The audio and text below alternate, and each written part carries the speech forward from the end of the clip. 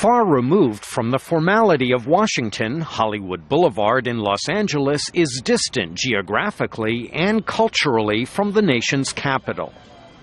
Tony, a tattoo artist, says he refuses to lose sleep over yet another episode of dysfunction in Washington. I can't do anything about it, so I'm not going to stress over something I can't change. So I just take care of myself and my family, and that's all I can do.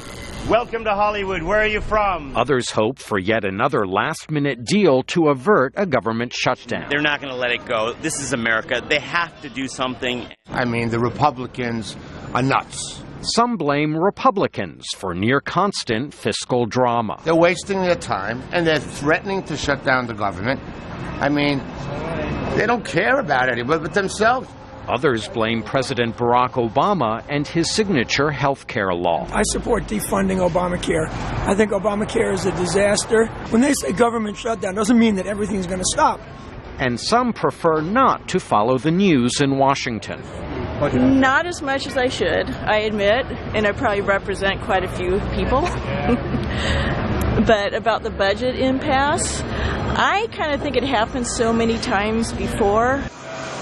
With fiscal showdowns common, some Americans may shrug at Washington's current impasse. But that will change if the federal government closes on October 1st, according to analyst Stan Collender. This will start to have an impact on people's thinking when it has an impact on their lives. Not when they're hearing about the possibility on the news, but when they call the Department of Education and there's no one there to answer the phone. Or they need a visa or a passport done and there's no one there to process it.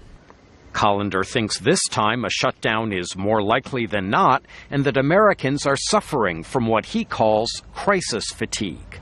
No one should underestimate the consequences of a shutdown, according to Democratic Senator Charles Schumer. I think the American people get very aware when the stock market goes down 2,000 points.